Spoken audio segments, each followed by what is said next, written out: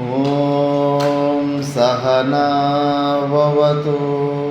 సహనో భునక్తు సహ వీర్యం కరవావహై తేజస్వినావధీతమస్తు మా విద్విషావహై. ఓం శాంతి శాంతి శాంతి. మనము అష్టావక్ర గీత గురించి విచారణ చేస్తుంటే ఇందులో 18వ అధ్యాయం 38వ శ్లోకం వరకు మనం విచారణ చేసాం. దొరికిందా? 18వ అధ్యాయము 38వ శ్లోకం వరకు విచారణ జరిగింది. నీకు దొరికిందా చెన్నారెడ్డి గారు?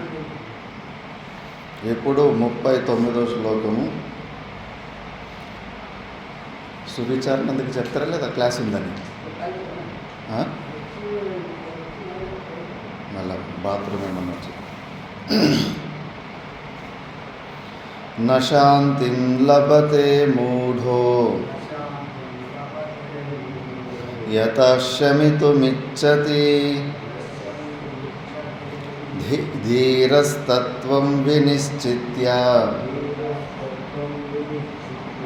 సర్వదా శాంతమానసః. నశాంతిం లభతే మూఢో యతః శమితుమిచ్చతి ధీరస్తత్వం వినిశ్చిత్య సర్వదా శాంతమానసః.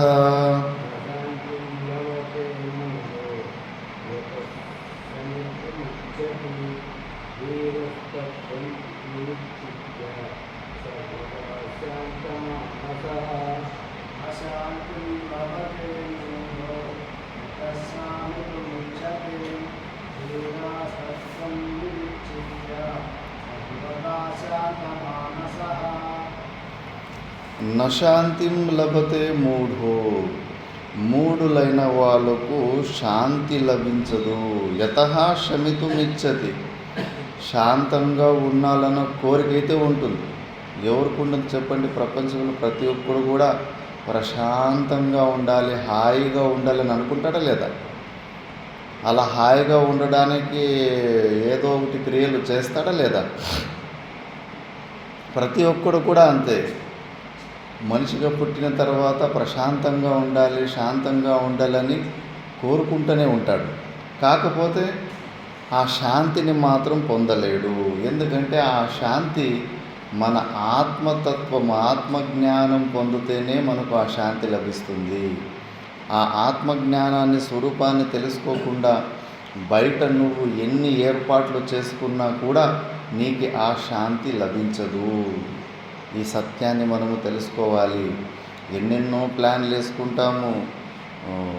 రమణ మహర్షి అన్నాడు, సాధకులు కూడా, సన్యాసులు కూడా బ్యాంక్ అకౌంట్లు, ఫిక్స్డ్ డిపాజిట్లు సెక్యూరిటీ కోసం, శరీరం మెయింటెనెన్స్ సెక్యూరిటీ కోసం ఎన్నెన్నో ఏర్పాట్లు చేసుకొని అంతిమ సమయంలో ఏ లొల్లి లేకుండా హాయిగా జీవితం గడపాలని అనుకుంటారు. ఇలాంటి సెక్యూరిటీ వేదాంతం వల్ల నీకు ఎప్పుడు మోక్షం రానే రాదు అని చెప్పేశారు. ఎందుకంటే నీకు జ్ఞానం కలగాలి. నువ్వు ఈ శరీరాలకు అతీతంగా, ఈ శరీరముకు పరాధీనత నుంచి నువ్వు బయటకు పడాలి. ఈ శరీరమే నేను అనే భావము పెట్టుకొని నువ్వు ఎంత ప్రయత్నం చేసినా బయట తెలివితేటలు ఎంతన్నా వాడు, ఎంతన్నా ఫిక్స్డ్ డిపాజిట్లు పెట్టుకో, అందరినీ దూరం చేసుకొని ఏకాంతంగా ఉండు, ఆ సేవకుని పెట్టుకో, ఏమన్నా చెయ్యి, నువ్వు మాత్రం ఆ పరమశాంతిని మాత్రం పొందలేవు. అందుకే మూర్ఖులైన వాళ్ళు ఈ ఆత్మజ్ఞానాన్ని పొందకుండా వేరే ఉపాయాల ద్వారా ఆ శాంతిని పొందాలని ప్రతి ఒక్కరూ ప్రయత్నం చేస్తుంటారు. కానీ ఇప్పటి వరకు అలాంటి శాంతిని ఎవరూ పొందలేకపోయింది. యయాతి మహారాజు అన్ని ఏర్పాట్లు చేసుకున్నాడు, అయినా ఆయనకు ఆ శాంతి లభించలేదు. ఆ శాంతి ఎప్పుడు లభిస్తుంది? ధీరస్తత్వం వినిశ్చిత్య సర్వదా శాంతమానసః. ఈ తత్వనిశ్చయం ఎవరైతే చేసుకుంటారో వాడు అతని శరీర సంఘాతం, చేతులు, కాళ్ళు, క్రియలు చేస్తున్నప్పటికీ కూడా ఆ శాంతిని పొందుతాడు. సర్వదా శాంతమానసః. అందుకే మనము దీనికోసమే ప్రయత్నం చేయాలి, ఈ జ్ఞానాన్ని పొందే ప్రయత్నం చేయాలి. ఈ జగత్ మిథ్యాత్వాన్ని నిశ్చయం చేసుకోవాలి. ప్రతి ఒక్క వస్తువుల్లో కూడా నిశ్చయం చేసుకోవాలి. ఈ మొబైల్ నా నుంచి దూరం అయితే ఏమవుతుంది, ఈ పుస్తకం నా నుంచి దూరం అయితే ఏమవుతుంది, ఈ వ్యవస్థ, ఈ ఆశ్రమం నా నుంచి దూరం అయితే ఏమవుతుంది, నేను తట్టుకోగలగన్నా, ఉండగలగనా, లేదా దీని మీద నాకు డిపెండెన్సీ ఉందా, దేని మీదైనా నాకు ఆధారపడడం, దాని మీద ఆధారపడడం అనేది ఉందా ఈ ప్రపంచంలో? ఉంటే కానీ నీకు మోక్షం రాదు. ఎప్పుడు వరకు నువ్వు ఏ ఆధారము లేకుండా నీ స్వరూపంలో నిలబడేలాంటి ప్రాక్టికల్ తత్వం నీలో వచ్చిందో అప్పుడే నీకు ఈ శాంతి లభిస్తుంది. ఎప్పుడు వరకు నీ స్వరూపం కన్నా భిన్నంగా నీ శరీరముకు ఆధారం అవసరం అనుకున్నా, ఈ శరీరంను ఉన్న ఇల్లు, వాకులు, ఏదన్నా ఒక వ్యవస్థ మీద ఆధారపడి ఉన్నా ఎప్పటికీ నీకు ఆ శాంతి లభించదు. ద్వితీయాద్వై భయం భవతి. పరాధీనావస్థలో స్వతంత్ర లేకపోతే నీకు ఆ శాంతి మాత్రం లభించదు. అందుకే శాంతి కోసము బయట ప్రయత్నాలు చేసుకోవడం కాదు, నువ్వు తత్వచింతన చేయి. ఉన్న ఈ శరీరంతో ఉన్న సంబంధం తెంచుకో. బయట ఉన్న వస్తువుల్లో మిథ్యాత్వ నిశ్చయం చాలా స్పష్టంగా చేసుకో. ప్రాక్టికల్గా చెక్ చేసుకో. నీ నుంచి ఏ వస్తువు నీ నుంచి దూరం అయినప్పుడు నీకు భయం వేస్తూ ఉంది, ఏ వస్తువు మీద నువ్వు ఆధారపడి ఉండవు, ఆ వస్తువు లేకపోతే నేను జీవించలేమనుకుంటున్నావు, వాటిని కాస్త దూరంగా పెట్టుకునే ప్రయత్నం చేస్తూ ఉంటుంది. అలా చేసుకున్నప్పుడు నువ్వు ఈ తాదాత్మ్యని తెంచుకోవడానికి ఆస్కారం ఉంటుంది. మనం ఎక్కడున్నాం, ఎంత లోతులో ఉన్నాం, సాధనలో ఎక్కడి దాకా దిగి ఉన్నాం, మిథ్యాత్వ నిశ్చయము పూర్ణంగా ఉందా, లేదా కొన్ని విషయాల్లో మాత్రమే ఉందా, పరిశ్రమను మాత్రమే వదులుకున్నామా, భోగాలని వదులుకోవడం లేదా? మిథ్యాత్వం భోగం విషయంలో కూడా ఉండాలి కదా. పరిశ్రమ విషయంలో ఎలా మిథ్యాత్వం విషయం, భోగ విషయంలో కూడా అంతటి మిథ్యాత్వం వచ్చిందా? పార్షియల్గా ఉందా? కొన్ని చోట్ల మిథ్యాత్వ దర్శనం, కొన్ని చోట్ల లేదు, ఈ వస్తువు నాకు చాలా అవసరం అనిపిస్తూ ఉంది. అలా భేదభావాలతోటి ఉన్నవి ఇవన్నీ మనం చెక్ చేసుకొని, ఎప్పుడైతే జగత్తులో ఉన్న సత్యత్వ బుద్ధి, శరీరంలో ఉన్న తాదాత్మ్యము ఇవి తెంచుకున్న ఆ ధీరుడే తత్వ వినిశ్చిత్య సర్వదా శాంత మనస. తత్వాన్ని నిర్ణయం చేసుకున్నవాడు మానసికంగా ఈ శరీరంతో ఉన్న సంబంధాలను దూరం చేసుకొని, సంబంధం లేకుండా ఎవడైతే ఉంటాడో వాడే ఆ శాంతిని పొందగలుగుతాడు. అంతేకాని నేను ఈ శరీరం అనే భావంతో జగత్తులో ఉన్న కొన్ని వస్తువులో సత్యత్వ బుద్ధి పెట్టుకొని మాత్రము శాంతి, పూర్ణ శాంతి మాత్రం నీకు దొరకదు అని అష్టావక్రుడు స్పష్టంగా చెప్పేశాడు. నెక్స్ట్ శ్లోకంలో క్వాత్మనో దర్శనం తస్య యదృశ్యమవలంభతే ధీరాస్తం తం న పశ్యంతి పశ్యంత్యాత్మానమవ్యయం. క్వాత్మనో దర్శనం తస్య యదృశ్యమవలంభతే ధీరాస్తం తం న పశ్యంతి పశ్యంత్యాత్మనమవ్యయం.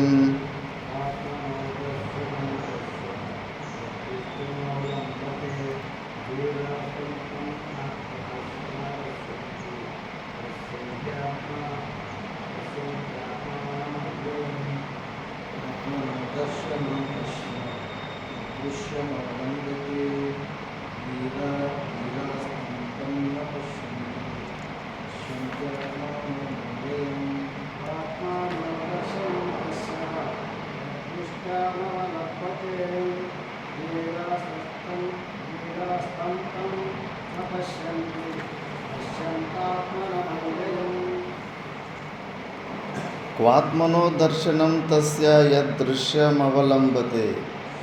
ఆ స్వరూప దర్శనము, పరమాత్మని దర్శనం, మోక్షము ఎట్లా లభిస్తుంది? ఎవడైతే ఈ దృశ్య వస్తువుల ఆలంబన పెట్టుకున్నాడు.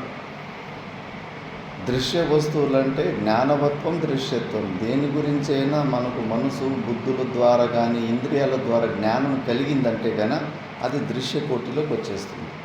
ఆ సగుణ సాకార రూప పరమాత్మ నుంచి, బ్రహ్మ నుంచి పెట్టి చీమ వరకు ప్రతి ఒక్క వస్తువు గురించి కూడా మనకు జ్ఞానం కలిగిపోతుంది. ఇంద్రియాల జ్ఞానం కూడా కలుగుతుంది. మనసు బుద్ధుల జ్ఞానం అవి కంటికి కనిపించకపోయినా కూడా వాటి జ్ఞానం మనకు కలుగుతుంది. మనకు మనసు ఉంది, బుద్ధి ఉంది, ఇంద్రియాలు ఉన్నాయని చెప్పేసి ఇవన్నీ కూడా దృష్టికోటికి వచ్చేస్తాయి. మరి మనము ఇప్పుడు ఆలంబనము అన్ని దృశ్య వస్తువుల ఆలంబనమే పెట్టుకున్నాం కదా. ఈ శాస్త్రం కానీ పుస్తకం కానీ ఇది దృశ్యకోటికే వస్తుంది కదా. మరి ఈ దృశ్యకోటిలో ఉన్న వస్తువుల్ని పట్టుకొని ఎలాడే నువ్వు ఆ సాక్షి చైతన్యం వైపు నువ్వు ఎట్లా వెళ్తావు? వదిలిపెట్టాలి కదా. అందుకే ఈ శాస్త్రం కూడా నిచ్చెన లాంటిది, మేడ మీదకి ఎక్కడానికి. పైనకి ఎక్కిన తర్వాత ఆ నిచ్చెన కూడా కాలుతోటి తొన్నేయాలి, మళ్ళీ కిందికి దిగి వచ్చే అవకాశం లేకుండా. అంతవరకునే దీన్ని వాడుకోవాలి. అలా కాకుండా ఇందులో రసం పెంచుకొని మంచిగా ప్రవచనాలు చెప్తుంటే అందరూ పూజలు చేస్తున్నారు, మర్యాద ఇస్తున్నారని చెప్పేసి ఆ ఆనందంలోనే నువ్వు ఇరుక్కుపోతే కానీ నువ్వు ఆ స్థితికి నువ్వు వెళ్ళలేవు. కాబట్టి ఈ దృశ్య వస్తువు మంచిగా విచారణ చేయి. అంత దృశ్య కోటిలోకి వస్తున్నాయి. నీకు తెలిసిన ప్రతి ఒక్క విషయము, ప్రతి ఒక్క వస్తువు దృశ్య కోటిలోకి వస్తున్నాయి. నువ్వు చదువుతున్న శాస్త్రము, నువ్వు దీక్ష తీసుకున్న గురువు అందరూ కూడా ఈ దృశ్య కోటిలోకే వస్తున్నారు. అన్ని భావాలని అన్నిటినీ వదిలిపెట్టేసిడి. యద్యదృశ్యం తత్తదనిత్యం, తత్తత్కృతకం తత్తదనిత్యం. అవన్నీ అనిత్యమే. అనిత్యమైన వస్తువులు పట్టుకొని ఏలాడుతూ నిత్యమైన స్వరూపం కావాలంటే ఎట్లా అవుతుంది? ఇవన్నీ వదిలిపెట్టుకోవడమే ఇక్కడ నివృత్తి మార్గంలో ఒక్కొక్కటే అనర్థాలని ఏదైతే ఇది అవసరమో అదో అవసరమో అది లేకుండా నేను ఉండలేని అజ్ఞానంతో గట్టిగా పట్టుకోవటమో అన్ని ఆలంబనాలని వదులుకోవడం, నిరాలంబ స్థితికి వెళ్ళిపోవాలి. ఏ ఆలంబనలు ఉండకూడదు. ఈ మనసు బుద్ధుల మీద ఎంత ఆధారపడి ఉన్నాం, దాన్ని వదిలిపెట్టే సామర్థ్యం ఉందా నారాయణ చైతన్యం? వదులుకుంటున్నాము మనసు బుద్ధుల్ని, వదలలేకపోతున్నాం. దాన్ని పట్టుకొని ఎలాడుతూనే ఉన్నాం ఉదయం నుంచి సాయంత్రం వరకు. అవి ఇచ్చే ఆలోచనలు, అవి ఇచ్చే నిర్ణయాలు, అది నేనే అనే భావంతోనే జీవిస్తున్నాను. మరి ఎందుకు నీకు ఆలంబనము? నువ్వు నిరాలంబ స్థితిలో ఉన్న నువ్వు వదిలిపెట్టేయాలి. నువ్వు వదిలిపెట్టేసింటే అవి పని ఎట్లా చేస్తున్నాయి? వాటికి భోజనం పెట్రోల్ ఎక్కడి నుంచి వస్తావు? నువ్వే వాటికి పని చెప్తా ఉండవు. మరి అందుకే మెల్లమెల్లగా అన్ని ఆలంబనాలు వదిలిపెట్టుతూ పోతూ ఉండాలి. వేమన యోగిది ఎంత చిన్న దృష్టాంతంలో ఎంత గూఢ రహస్యం ఉంది. దిగంబరంగా ఉండి కింద ఇసుకతోటి ఒక తలదిండు చేసుకొని హాయిగా కాలు మీద కాలేసుకొని పడుకో ఉన్నాడు. దారిలో మహిళలు నీళ్లు తీసుకోవడానికి పోతూ ఉంటే ముందున్న మహిళ అన్నదంట, అబ్బా మహానుభావుడే అన్నీ వదిలిపెట్టేసిండండి. వెనుకున్న ఆమె అంటుందంట, లేదే ఇంకా ఇసుక దిండు పెట్టుకున్నాడు చూడరు, హక్కని లేచి కూర్చుంటాడంట. అంటే ఇంకా పరమ వైరాగ్యం, ఆత్యంతిక వైరాగ్యాన్ని పొందలేదు. ఎక్కడో ఒక చోట కాంప్రమైజ్ అయిపోయింది. ముందున్న స్థితి కన్నా ఈ స్థితి కొద్దిగా హాయిగా ఉందని చెప్పేసి అక్కడే రిలాక్స్ అయిపోయాడు. మళ్ళీ ఇది కూడా ఇంకా శరీరంతో ఆ ఇసుక దిండు వేసుకుంటే ఈ శరీరానికి సుఖం వస్తుందనే భావన ఉంది కదా. ఇంకా ఈ శరీరము ద్వారా సుఖాన్ని పొందే అలవాట్లు ఉన్నాయి కదా. మరి ఇవన్నీ మనకు తెలియకుండా సూక్ష్మంగా ఎన్నో విషయాలు మనము ఆలంబనం పెట్టుకుంటానే ఉన్నాం. ముఖ్యంగా ఈ శరీర ఆలంబనం విపరీతంగా ఉంది, ఘోరంగా ఉంది మనకు శరీర ఆలంబనం. కాబట్టి ఇవి సూక్ష్మంగా విచారించి చూడు. నువ్వు ఏ వస్తువుల మీద డిపెండెంట్ అయి ఉండవు. ఎప్పటి వరకు నీలో ఆ డిపెండెన్సీ ఉంటుందో నీకు ఆ శాంతి లభించదు. ఇవన్నీ దృశ్య వస్తువులు కాబట్టి దృశ్య వస్తువుల ఆలంబనం పెట్టుకొని నువ్వు నిత్య వస్తువు అయిపోవాలంటే ఎలా అవుతుంది? అందుకే వదిలిపెట్టేయాలి. ధీర స్తంతం న పశ్యంత ఆత్మానం అవ్యయం. ఇవన్నీ అస్సలు దృశ్యకోటిని మిథ్యాత్వ దర్శనం చేసి అన్ని చోట్ల మహత్వ బుద్ధిని తెంచుకో ఉంటారు. వాళ్ళకి ఇంట్రెస్టే ఉండదు. మనకు ఏ విషయాల్లో మహత్వ బుద్ధి ఉంటుంది, అందుకే వాళ్ళకి ఆ విషయాల్లో ఏమీ లేదు. మాతా మాణికేశ్వరమ్మ దగ్గర శివుడు ప్రత్యక్షమై నీ తపస్సుకు మించి నన్ను ఏం వరం కావాలని అడిగింది. నీ దగ్గర ఉన్నదేంటి, నా దగ్గర లేనిదేంటి? ఆ తత్వంలోకి పోయిన తర్వాత ఎవరికి ఏమిస్తారు? అదే మనకు ఆ త్రిమూర్తి రూపాలు ఎవరైనా భగవంతుడు దర్శనమిస్తే పిచ్చి పట్టేస్తాం. పెద్ద కొండ సాధించేసేసాము, పట్టుకునే కాదు ఇంకా మళ్ళీ మనల్ని.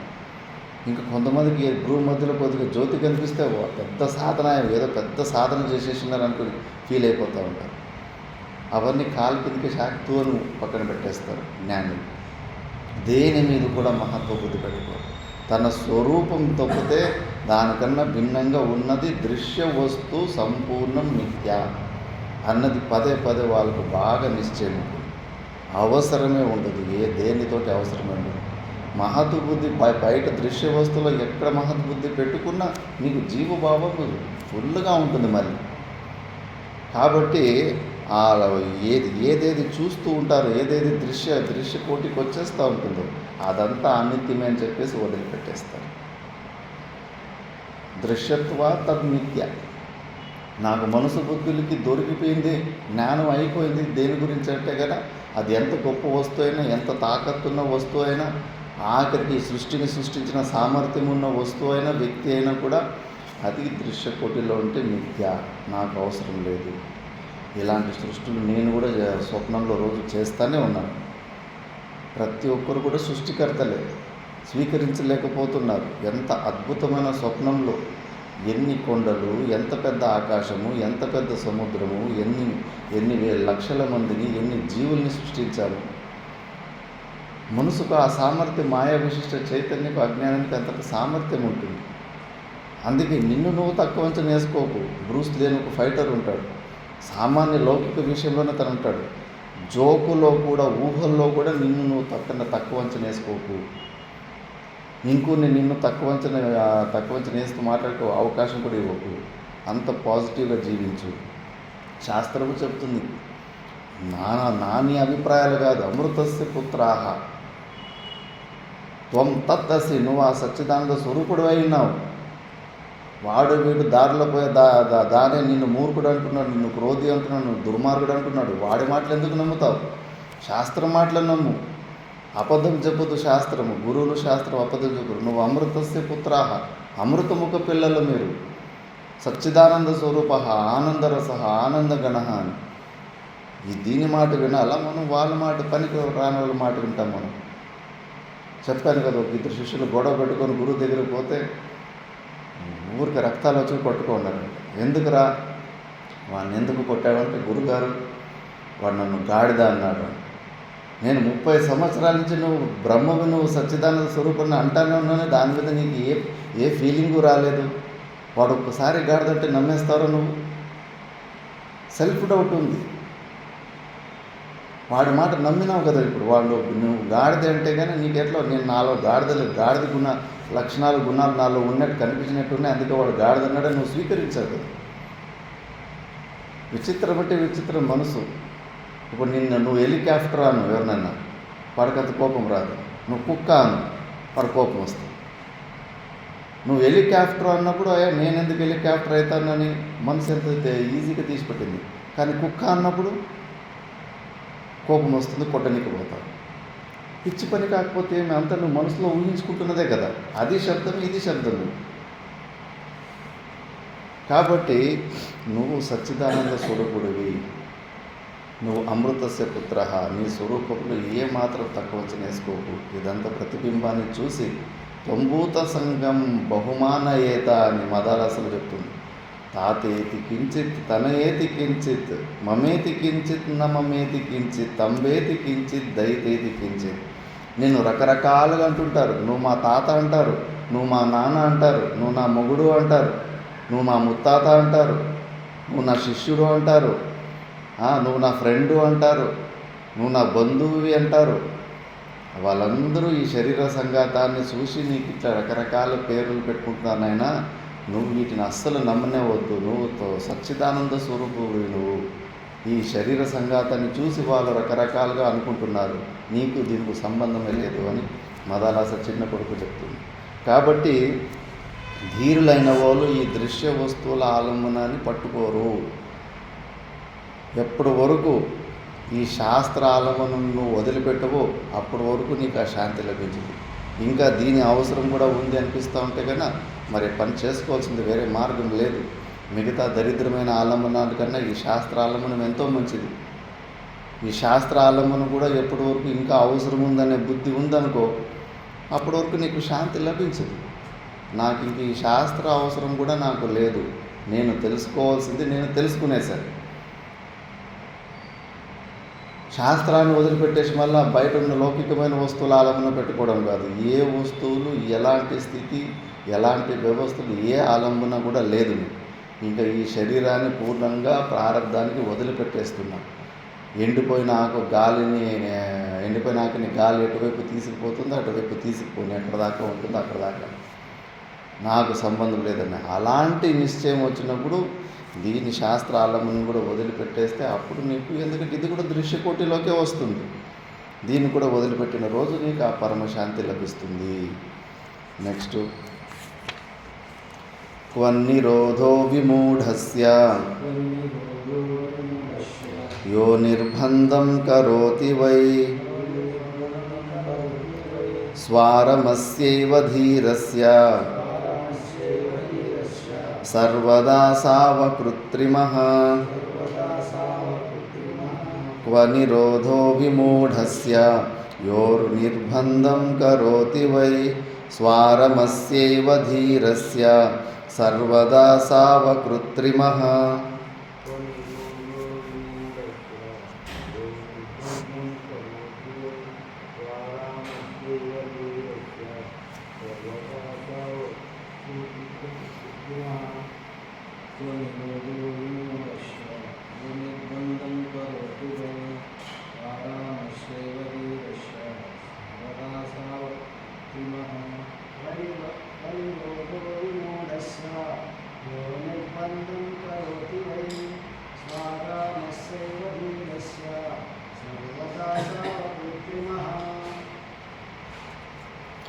క్వనిరోధో విమూఢస్య యో నిర్బంధం కరోతి వై. చిత్తవృత్తి నిరోధం యోగులు చేసుకుంటూ ఉంటారు. ఆ చిత్తవృత్తి నిరోధం చేసుకోవడానికి దేని ద్వారా నువ్వు నిరోధం చేస్తున్నావు? చిత్తంలో నువ్వు వృత్తి ద్వారానే కదా. చిత్తాన్ని ఇప్పుడు దేని ద్వారా నిరోధిస్తావు? నీళ్ళు వస్తుంటే దేని ద్వారా ఆపుతావు? చేతుల ద్వారా ఆపుతావు. వృత్తులని దేని ద్వారా ఆపుతావు నువ్వు నిరోధము? ఆపేది కూడా ఒక వృత్తినే కదా, మనసులో ఉన్న ఒక భావమే కదా. అందుకే వాడు జడరూపమైన సమాధికి వెళతాడు కానీ దాన్ని సంపూర్ణంగా తొలగించుకోలేడు. ఒక రాజుకి బట్టతల వచ్చేసిందంట. ఇంకా ఆయుర్వేదంలో కొన్ని తైలాలు అవి ఇవి అన్నీ ఉంటాయి కదా. ఆ తైలాలు ఆయుర్వేదిక్ డాక్టర్లంతా పిలిపించింది. బట్టతలకి ఫస్ట్ వస్తుందంటే సేల్ చేసేటప్పుడు భలే కాన్ఫిడెంట్గా చెప్పేస్తారు. నూటికి 1000% వస్తుందంటారు. ఇంకా అట్లా చెప్పేసి రాజుకు ఇవ్వడం స్టార్ట్ చేశారు.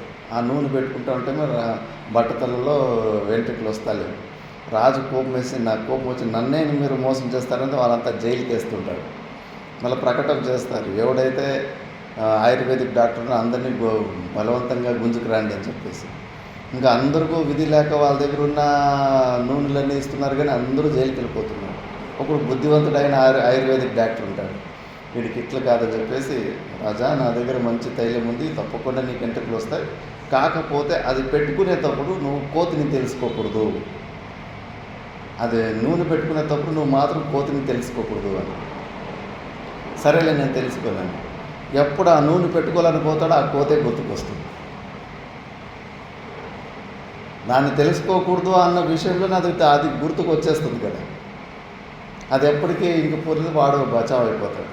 అట్లా నువ్వు చిత్తవృత్తి నిరోధం ఏం చేస్తున్నావు? చిత్తాన్ని చిత్తం ద్వారానే ఆపుతున్నావు, కర్తాభావంతోనే ఆపుతున్నావు. కర్తృత్వ బుద్ధి ఏంటి? అది చిత్తం కాదా? అహంకారం కాదా? అహంకారంతో బలవంతంగా ఆపుతున్నావు. ఆపేటోని నేను అనే భావంతో ఆపుతున్నావు వృత్తుల్ని. అది అక్కడే చచ్చింది కదా మళ్ళీ ఆ దరిద్రం అహంకారం. మళ్ళీ ఆ సమాధి నుంచి బయటకు వస్తే అదే ప్రపంచం. మళ్ళీ యోగిని చూసి భయపడుతూ ఉండు, బెదిరేవడానికి బెదురుకుంటూ భయపడుతూ ఉండు. ద్వితీయాద్వై భయం భవతి. అనిమ గరిమ సిద్ధులు వస్తే గంధర్వులకు, దేవతలకు, రాక్షసులకు కూడా అనిమ గరిమాది సిద్ధులు ఉంటాయి.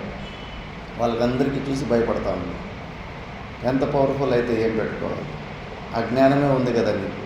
అందుకే అలాంటి వాడు క్వానిరోధ విమూఢస్య యో నిర్బంధం కరోతి వై. మూర్ఖత్వం కాకపోతే ఇంకా వేరేది లేదు. ఈ మాట చెప్తే కన్నా అర్థం కాదు. ఈ ఒట్టిగా పుస్తకాలు చదువుకొని ఎవరికి వాళ్ళు జ్ఞానులు అనుకుంటున్నారు. సాధకులైన తర్వాత తపశ్చర్య చేయాలా, వంటికాలు ఇట్లు చేయాలా, ప్రాణాయామాలు చేయాలా, యోగాసనాలు చేసుకోవాలా, అట్లా ఇట్లా ఇట్లా ఏమో చెప్పుకుంటా ఉంటావు. నువ్వు ఏమి చేసుకున్నా అజ్ఞానంలోనే ఉంటావు. అంత దృశ్య కోటిలో ఉన్న వస్తువుల ఆలంబన చేసుకొని ఆ బురదలోనే పొరలాడుతూ ఉంటావు.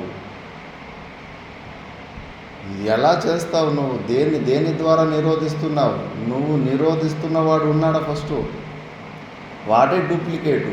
అందుకే మాయ నవ్వుకుంటుందంట. మూర్ఖుడు చూడు, నా నుంచి పుట్టినవి పంచమహాభూతాలు.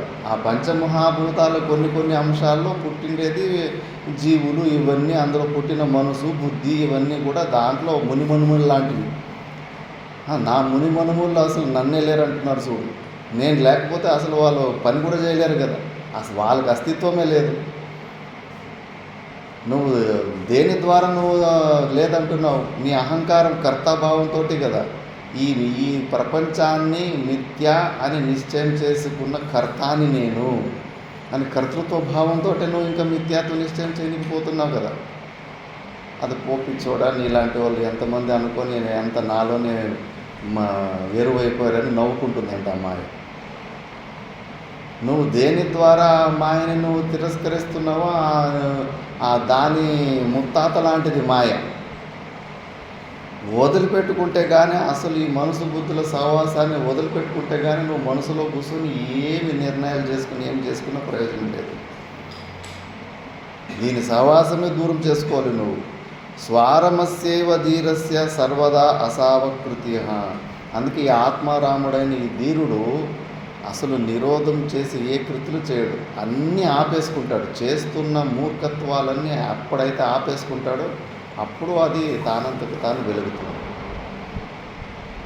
రమణ మహర్షి దగ్గర చిన్న దృష్టాంతం ఎన్నోసార్లు చెప్పండి. ఇది ఒక భక్తురాలు వచ్చేసి, గురుగారు మీ కృప నా మీద 24 గంటల సేపు ఉండాలని.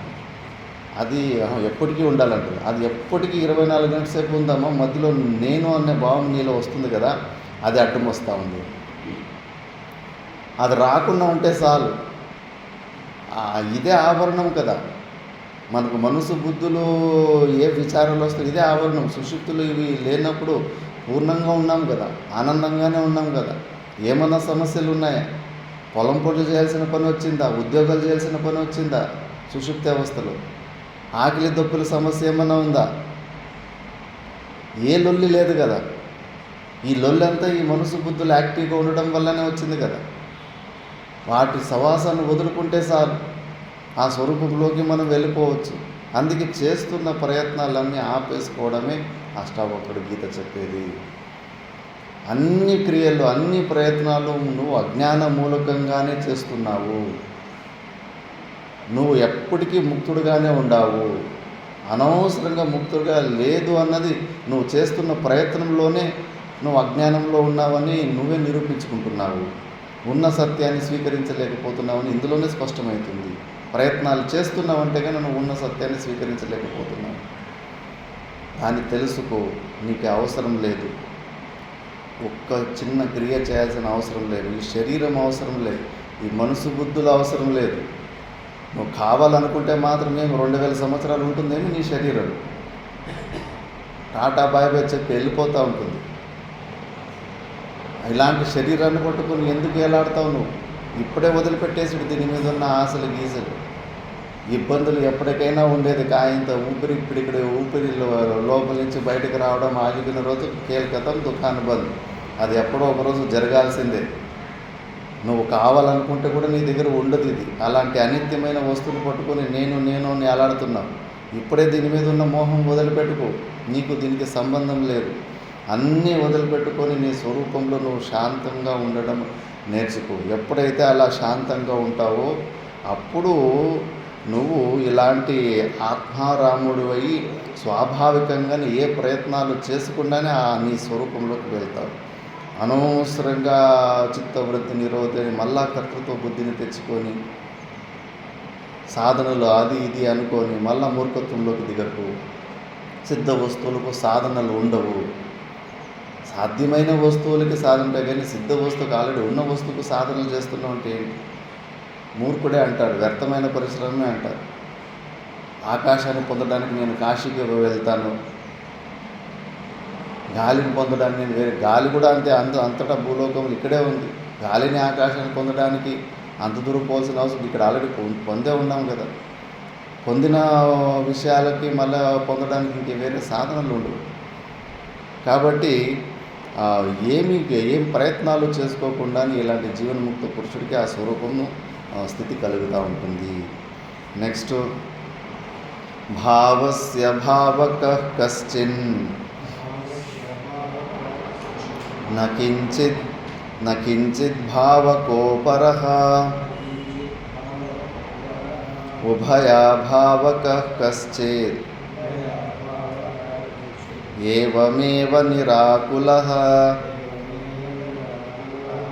భావస్య భావకః కశ్చిన్ నకించిత్ భావకోపరః ఉభయాభావకః కశ్చిత్ ఏవమేవ నిరాకులః.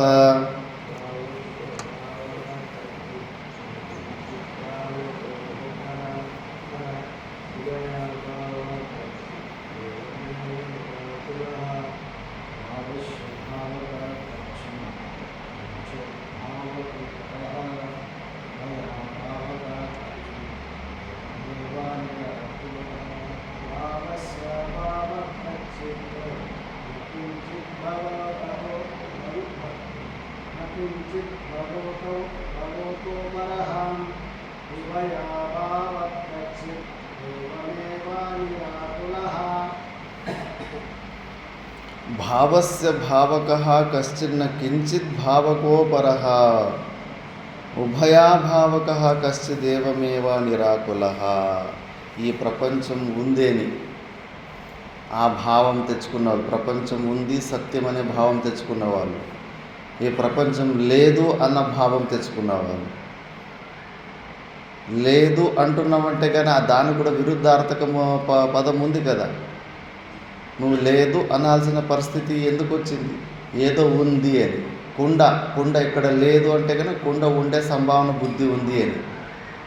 దానికి విరుద్ధార్థకమైన పదార్థం ఉంది కాబట్టి నువ్వు దీని గురించి చెప్పడానికి వీలవుతుంది. కాబట్టి నువ్వు అందుకే ఈ భావాల గురించి అభావాల గురించి కూడా అసలు అందులో పట్టించుకోడు. ఈ రెండు భావాలకు అతీతంగా తన స్వరూపంలోనే ఉంటాడు. అందుకే ఈ జగత్తుని సదసత్ అంటారు. సత్తు కాదు అసత్, సదసత్ భిన్నం అంటారు. సత్తుకు అసత్తుకు భిన్నం అంటారు. సత్తెందుకు కాదంటే త్రికాల అబాధ్యత్వం సత్యత్వం, 3 కాలాలలో 3 అవస్థలో ఉండాలి. కనిపిస్తున్న ప్రపంచము స్వప్నంలోనే వేరే ఉండదు, ఇంక సుషుప్తి అవస్థలో కంప్లీట్గా అసలే ఉండదు. కాబట్టి 3 అవస్థలలో ఈ ప్రపంచం లేదు కదా, కేవలం జాగ్రత్త అవస్థలోనే ఉంది. మళ్ళీ స్వప్నంలో పోతే అక్కడ వేరే ప్రపంచం కొత్తగానే సృష్టించుకుంటారు. కాబట్టి ఇటు 3 అవస్థలలో కూడా కంటిన్యూస్గా ఈ ప్రపంచం లేదు.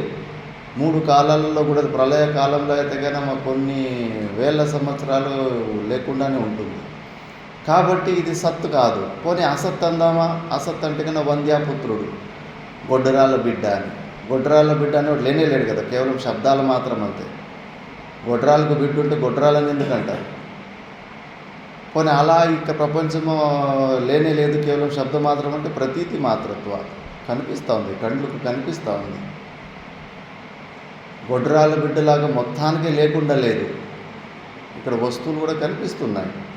అందుకే దీన్ని లేదని కూడా చెప్పలేదు. అందుకే దీన్ని మాయ అంటారు, అనిర్వచనీయం అంటారు. సత్ అసత్ భిన్నం ఇది, సత్తుకు అసత్తుకు భిన్నం ఇది. వ్యావహారిక సత్తాలో ఈ ప్రపంచంలో సత్తు ఉంది, దీనికి పారమార్థిక సత్తాలో వెళ్ళినప్పుడు దీనికి అస్తిత్వం లేదు అంతే. అందుకే ఈ మహానుభావులు పారమార్థిక సత్తులో ఉంటారు కాబట్టి ఈ లొల్లిలో అసలు దొరుకుకోరు. ప్రపంచం లేదని వాదించరు, ప్రపంచం ఉందని కూడా వాదించరు, ఏ పక్షానికి పోరు. ఇది తెలియని మూర్ఖులు ఇంకా కోపం తెచ్చుకుంటూ ఉంటారు. ఈ ప్రపంచంని సత్యత్వవాది, ద్వైత భావము, పూజలు చేసేటోళ్ళని, ఉపాసన చేసే చూస్తే వీళ్ళకి మంటలు వేస్తూ ఉంటుంది, మూర్ఖులని అట్లా ఇట్లా అని. అది కూడా నీకు ఇబ్బందిని కలిగిస్తూ ఉంది కదా. మరి ద్వైతులను చూసి కూడా నువ్వు ఇబ్బంది పడుతున్నావు, అది కూడా నీకు దుఃఖాన్ని కలిగిస్తూ ఉంది కదా. కానీ పారమార్థిక సత్యంలో ఉన్న వాళ్ళకి అసలు ఈ 2 భావాలకు కూడా తావు ఇవ్వరు. అందుకే నువ్వు కూడా అంతే, దీన్ని వితండవాదాలకి పోకు నువ్వు. ఇది ఉందని కానీ ఇది లేదని కానీ, ఇది అనిర్వచనీయం. దీని గురించి ఎందుకు మాట్లాడతావు? నీ స్వరూపంలో నువ్వు నిలబడు. కాబట్టి అలా ఉభయాభావక కశ్చిదేవమేవ నిరాకుల. ఈ రెండిటి జోలికి పోకుండా తన స్వరూపంలో ఉన్నవాళ్ళు చాలా శాంతలుగా ఉన్న మహానుభావులు చాలా విరళులు, అంటే చాలా తక్కువ అని. కోటికొక్కడే ఇలాంటి స్థితిలో ఉండగలుగుతాడు, లేదంటే భావాలను ఇరుక్కుంటాడు. సంపూర్ణ భావ పదార్థాలు అభావ పదార్థాలని మనకు కల్పితమే. మనకు అనిపిస్తుంది మనం ఊహించుకున్న ప్రపంచం కాదు ఇది, నిజమైన ప్రపంచం అని చెప్పేసి. ఒకడు సేటు దగ్గర పని చేస్తూ ఉంటాడు. సేటుది నెయ్యి దుకాణం, హోల్సేల్ నెయ్యి దుకాణం. ఆ నెయ్యి దుకాణంలో పని చేస్తూ ఉంటే కన్నా ఇంకా అప్పుడు ఎక్కువ డబ్బుల కన్నా ముఖ్యం ఆ వస్తువు లేదని ఇచ్చేస్తారు. వరి పంట పెట్టినోడు వడ్లు ఇచ్చేసేవాళ్ళు, డబ్బులు ఇవ్వకుండా ఇన్ని వడ్లు అని చెప్పేసి. కూలోళ్ళు కూడా అప్పుడు ధాన్యమే ఇచ్చేసేవాళ్ళు. ఇంకా అతనికి కూలి సంబలంలాగా ఒక నెయ్యి డబ్బాని ఏదో ఇచ్చినాడు. చెప్తే ఇంక సంబలం అంతా ఇంతో ఏదో ఇచ్చా అని చెప్పినాడు. ఇంకా లాస్ట్ డెలివరీ ఉంటుంది, పలానా ఇంటి వాళ్ళకి ఒక నెయ్యి డబ్బా ఇచ్చేసి రాపో, దీని తర్వాత నీ నెయ్యి డబ్బా చూడు, ఈ నెయ్యి డబ్బా నీకే, ఇది నీ సంబలము అంటాడు. పెద్దది క్యాన్ ఉంటుంది. సరే అని ఇంకా లాస్ట్ డెలివరీ ఎవరో ఇంటికి యూనికి పోతూ ఉంటాడు. పోతూ ఉంటే కానీ అక్కడ లెక్కలేసుకుంటూ పోతూ ఉంటాడు. ఈ నెయ్యి నేను అమ్ముకుంటాను, అమ్మిన తర్వాత కోళ్ళు తీసుకుంటాను, కోళ్ళు తీసుకుంటే అవి మళ్ళీ సంవత్సరానికి 100 కోళ్ళు అవుతాయి, మళ్ళీ ఈ 2 సంవత్సరాలకి 1000 కోళ్ళు అవుతాయి. దాన్ని అమ్మేసి గొర్రెలు తీసుకుంటాను, 100 గొర్రెలు 1000 గొర్రెలు అవుతాయి, 1000 గొర్రెలు మళ్ళీ 10,000 గొర్రెలు అవుతాయి. వాటిని అమ్మేసి మళ్ళీ గుర్రాలు తీసుకుంటాను, ఆవులు తీసుకుంటాను, అన్నీ లెక్కలేసుకుంటూ ఒక 10-15 సంవత్సరాలకి పెద్ద డబ్బుని మనోరాజ్యాలు ఊహించుకొని పెద్ద ప్యాలెస్ కట్టేస్తాడు. ప్యాలెస్ కట్టేస్తే కన్నా మళ్ళా పెళ్ళి కూడా చేసేసుకుంటాడు. మరి అంత పెద్ద ప్యాలెస్ కట్టిన తర్వాత రాజు కూతుర్ని ఇచ్చి నాకు పెళ్లి చేస్తారు, సుందరమైన ఆమెతో పెళ్లి చేసుకున్నాను, మళ్ళీ పిల్లలు పుడతారు. ఆ చిన్న పిల్లోడు ఆటలాడుకుంటా ఉంటే వాడు ఏడుస్తూ ఉంటే పట్టించకుండా తల్లి ఏదో వేరే పనులు చేస్తూ ఉంటే చిన్న పిల్లోడు ఇంత గుక్కి పెట్టి ఏడుస్తున్నాడు, నువ్వు అని పట్టించుకోకుండా నువ్వేం చేస్తున్నావు అని భార్యను కాలుతోటి ఒక తొన్ను తొంతాడు.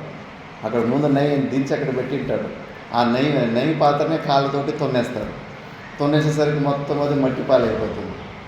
మట్టిపాలైపోయేసరికి ఆ సేటు కూడా వెనకాలనే వస్తూ ఉంటాడు. ఓరి మొత్తం నా నెయ్యి అంతా భూమి పాలు చేస్తూ కదరా అంటే అయ్యో సేటు, నీది నెయ్యి మాత్రమే పోయింది, నావి కోళ్ళు, గొర్రెలు, ఆవులు, గుర్రాలు, ప్యాలెస్, భార్య, కొడుకు అందరూ పోయి అంటే వాడు మనోరాజ్యంలో ఊహించుకుంటా ఉండే కదా. ఊహించుకొని దాన్నే సత్యంగానే ఊహించుకొని అందులోనే ఆనందం తెచ్చుకుంటా ఉండే వాడికి అదే సత్యం అది భలే ఆనందం అనిపిస్తూ ఉంటుంది. మనోరాజ్యంలో కూడా భావం ఊహించుకున్నందుకే కదా వాడికి ఆ ప్రపంచం అంతా కనిపించింది. మనం చూస్తున్న ప్రపంచం కూడా ఇప్పుడు ఏముంది, వెనకాల ఏదన్నా నువ్వు గుర్తు తెచ్చుకో చిన్నప్పటి నుంచి, అంత ఒక మెమొరీ లాగానే కదా. అది మెమొరీనే నువ్వు మనసులో మనోరాజ్యం చేసింది, అది కూడా మెమొరీనే, స్మరణే ఉంటుంది. 2 స్మరణ రూపంలోనే ఉంటాయి. ఇది స్మరణ రూపంలో ఉంటుంది, ఇందులో కూడా భలే ఎంజాయ్ చేస్తూ నువ్వు పెళ్ళిళ్ళు చేసుకొని అన్ని భోగాలు అనుభవిస్తే మనోరాజ్యంలో ఇంకా ఎక్కువ తొందరగా నువ్వు ప్రధానమంత్రి కూడా అయిపోతావు, చక్రవర్తి అయిపోతావు, ఈజీగా అయిపోతావు. ప్రపంచంలో కూడా అంత నువ్వేమో అనుభవించావు, ఈరోజు కేవలం స్మరణ మాత్రంలోనే ఉంది అంతే. కాబట్టి ఇవన్నీ భావరూపాలే అంతే. అందుకే బయట ఉన్న ప్రపంచము ఒక ఉత్తరకాశీలో ఒకడు వాదించడానికి మా పరమేష్ఠి గురువుల దగ్గరికి వచ్చాడంట. మనకు ఒకటే ప్రశ్న, ఏ పండితుడా జ్ఞానం బయట కొండ చూపించి హిమాలయాలో ఆ కొండ ఉంది కదా, కొండ మీద కొండ జ్ఞానం ఆధారం ఉందా, కొండ జ్ఞానం మీద కొండ నిలిచి ఉందా అని ఈ ఒక్క మాటలోనే వాడు ఓటు మొప్పుకున్నాడంట. ఎందుకంటే కనిపిస్తున్న ఈ ప్రపంచం అంతా కూడా మిథ్య. ఇప్పుడు అక్కడ పగ్గం పడింది, నీకు పాము కనిపించింది.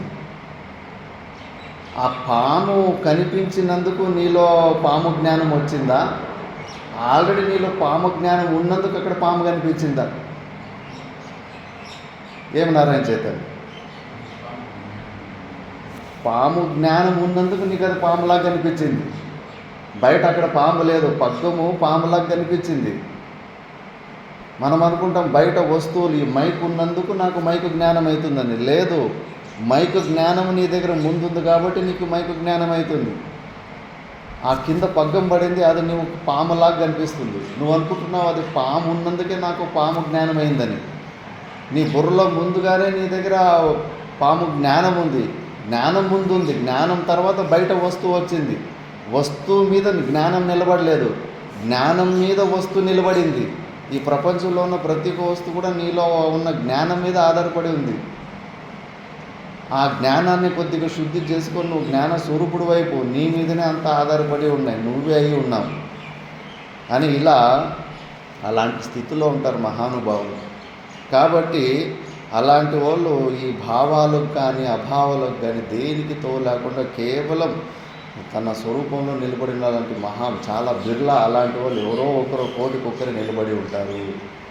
ప్రతి ఒక్కటి వస్తువు కూడా నా జ్ఞానం మీదే ఆధారము. అన్ని జ్ఞానాలకు ఎలాగైతే పగ్గం మీద కనిపించే పాము జ్ఞానము, త్రాచుపాము, నాగుపాము, రకరకాల ఇన్ని జ్ఞానాలు వస్తువులకు ఇలా కనిపే అన్ని వస్తువులకు నాలో ఉన్న జ్ఞానమే ఆధారం. కాబట్టి అన్నిటికీ నేనే ఆధార స్వరూపుడు అనే భావనలో ఉంటారు. కాబట్టి వాళ్ళు చాలా ఆనందంగా ఉంటారు. నెక్స్ట్, శుద్ధమద్వయమాత్మానం భావయంతి కుబుద్ధయః నతు జానంతి సమ్మోహాత్ యావజ్జీవమనివృతాః. శుద్ధమద్వయమాత్మానం భావయంతి కుబుద్ధయః నతు జానంతి సమ్మోహాత్ యావజ్జీవం అనిర్వృతాః.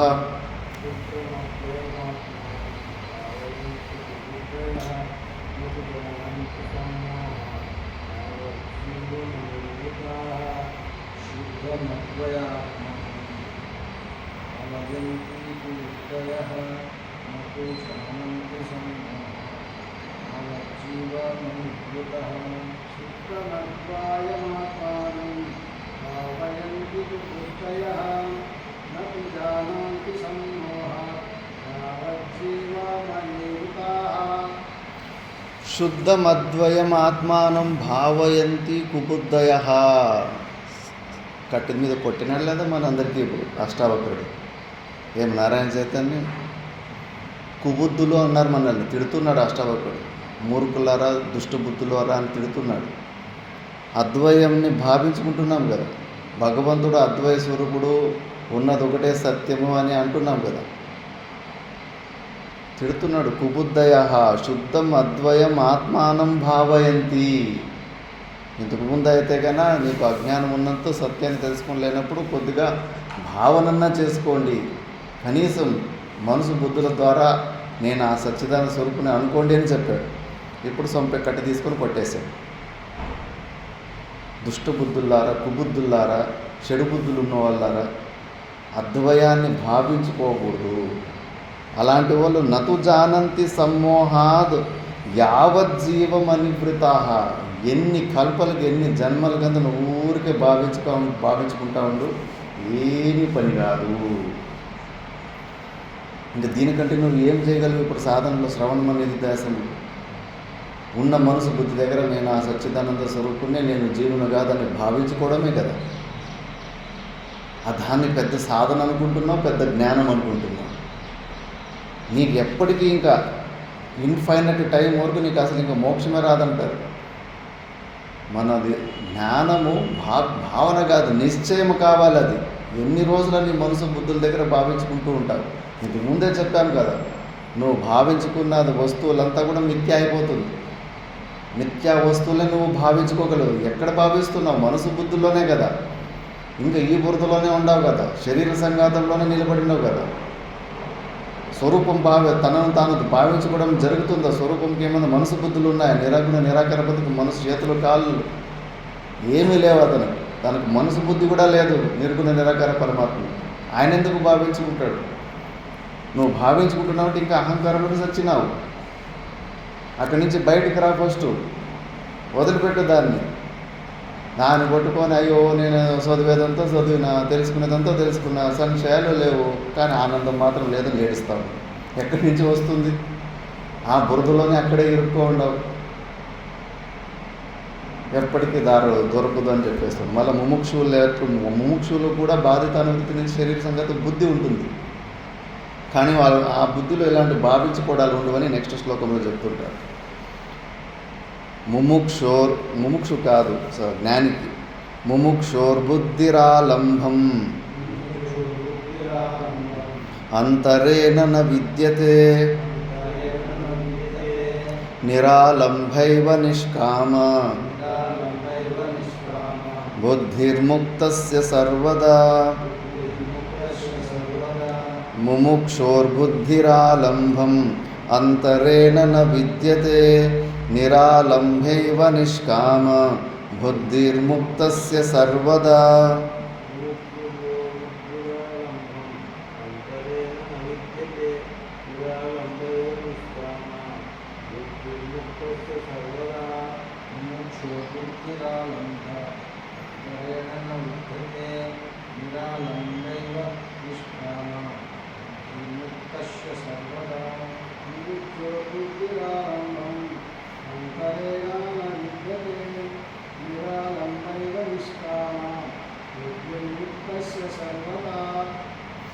ముముక్షుర్బుద్ధి ఆలంబం అంతరేణ నా విద్యతే అంటే ముముక్షు ఆలంబన లేకుండా ఉండలేడు.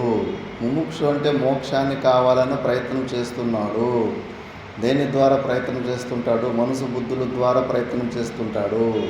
మనసు బుద్ధుల ఆలంబనం ఆల్రెడీ తీసుకున్నాడు, శాస్త్రం ఆలంబనం తీసుకుంటాడు, గురువుల ఆలంబనం తీసుకుంటాడు.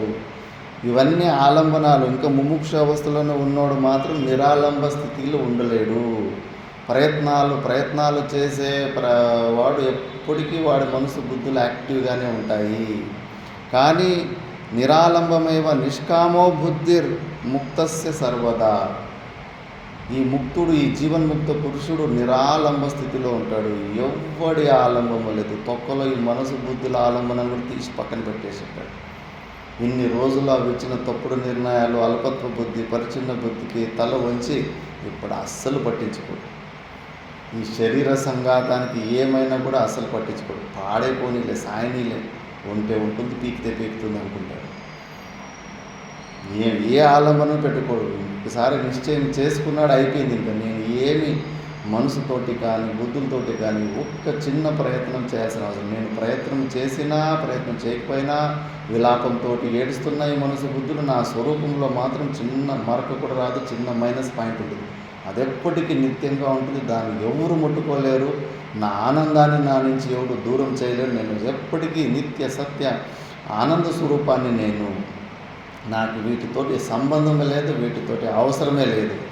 ఆయనతో కొద్దిగా అవసరం ఏమున్నో స్వప్నం సింహంలాగా ఇది గురువుల ఉపదేశము, శాస్త్రం ఆయనతో పని చేసేసింది. నేను మేలుకున్నాను. నేను ఈ మనసు బుద్ధుల ద్వారా అసలు నేను ఉన్నానా లేదా అని చెక్ చేసుకోవాల్సిన అవసరమే లేదు. అసలు ఈ మనసు బుద్ధులు ఉన్నాయా అనడానికే నేను ఉంటేనే ఇవి ఉన్నాయా లేదని తెలుస్తుంది. నేను ఉంటేనే కదా ఈ మనసుని బుద్ధులను వృత్తులు కూడా తెలుసుకుంటున్నాను. నా సాక్షిభావం తొక్కలో ఇవి నాకు నేనున్నాయా లేదని ఇవేంటి చెప్పడం? అవి ఉన్నాయా లేదని నేనుంటేనే తెలుస్తూ ఉంది. ఇవి నాకు చెప్తాయా నేను నా స్వరూపం గురించి అని చెప్పేసి దాని ఆలంబన తీసుకోవడం కూడా వదిలిపెట్టేస్తాడు. కాబట్టి అలాంటి జీవన్ముక్త పురుషుడు నిరాలంబుడు, నిష్కాముడు, ఏ కోరికలు ఉండవు, అపూర్ణుడు. ఇంకా బయట ఏదో ప్రయోజనంతో బుద్ధి ఉంది, నా దగ్గర తక్కువ ఉంది, నా దగ్గర లేనిది పొందాలనేవాడికి కోరికలు వస్తాయి. అసలు నా దగ్గర సంపూర్ణం నేనే ఉన్నాను. ఈ ప్రపంచంలో కనిపిస్తున్న ప్రతి ఒక్క వస్తువును నా మీదనే కనిపిస్తున్నాయి. నేనే అన్ని రకాలుగా కనిపిస్తున్నాను, అన్ని వస్తువుల్లా కనిపిస్తున్నాను. నాలో ఉన్న ఒక్కొక్క చుక్క ఆనందమే బయట ఉన్న విషయాల్లో అది భ్రాంతి రూపంలో ఉంది, అంతే. అలాంటి నాకు కోరికలు ఏంటి? అందరూ నా దగ్గర రావాలి కానీ నేను వాళ్ళ దగ్గర పోవడం ఏంటి? నేను పూర్ణానందాన్ని అని తెలుసుకున్న వాడికి ఎందుకు కోరికలు పుడతాయి? వాడు పరమ శాంతి స్థితికి వెళ్ళిపోతాడు. అలాంటి నిష్కాముడు, కోరికలు లేనివాడు, ఏ ఆలంబనాలు లేనివాడు వాడు ముక్తస్య సర్వదా. వాడి బుద్ధి అలా ఉంటుంది. వాడికి శరీర సంఘాతం బాధతాను వృత్తి ద్వారా ఉంటుంది, కానీ వాడి బుద్ధిలో ఇలాంటి ఆలంబనాలు పెట్టుకోవడం కానీ కోరికలు కానీ ఏమీ ఉండవు. రిలాక్స్, కంప్లీట్ రిలాక్స్ అయిపోతాడు. మళ్ళీ ఎట్లా ఈ శరీర సంఘాతానికి ఏమైనా కూడా అసలు లెక్క చేయకూడదు. ఎవడు ఎన్ని ఇబ్బందులు పెట్టినా, తన నెత్తి మీద నిప్పులు కొట్టినా, చేతులు కత్తిరించినా, అవమానం చేసినా, ఈ శరీరానికి క్యాన్సర్లు, విపరీతమైన రోగాలు వచ్చి లబలబలబా అని పొరలాడి కొట్టుకుంటున్నప్పటికీ కూడా విద్యారణ్య స్వామీజీ అంటాడు, నాకు పొట్టనొప్పులు వచ్చి చేతులు కాళ్ళు ఇరిగిపోయి అయ్యయ్యో లల్లబా అని నేను ఏడుస్తున్నప్పటికీ నేను ఆ సచ్చిదానంద స్వరూపునే. అంటే ఈ శరీర సంఘాతంలో జరిగే ఒక్క క్రియకు సంబంధం లేకుండా ఉంటాడు. అంత గొప్ప స్థితిలో ఉంటాడు. అంత స్పష్టంగా ఈ శరీర సంఘాతంతో సంబంధాలు కత్తిరించుకో ఉంటాడు. అలాంటి నిరాలంబ స్థితి వచ్చినోళ్ళు గుహలు, ఏకాంతవాసము వీటికి సూట్ అవుతుంది. అంతేకాని అజ్ఞానంలో ఉన్నవాళ్ళు పోతే కానీ మళ్ళీ తమో గుణంలోకి వెళ్ళిపోతారు మళ్ళీ అక్కడికి. కాబట్టి మహానుభావుడు అంత గొప్ప స్థితిలో ఉంటాడు. మిగతాది మనం నెక్స్ట్ క్లాస్లో విచారించేద్దాం. ఓం పూర్ణమదః పూర్ణమిదం పూర్ణాత్ పూర్ణముదచ్యతే పూర్ణస్య పూర్ణమాదాయ పూర్ణమేవావశిష్యతే. ఓం శాంతి శాంతి శాంతి.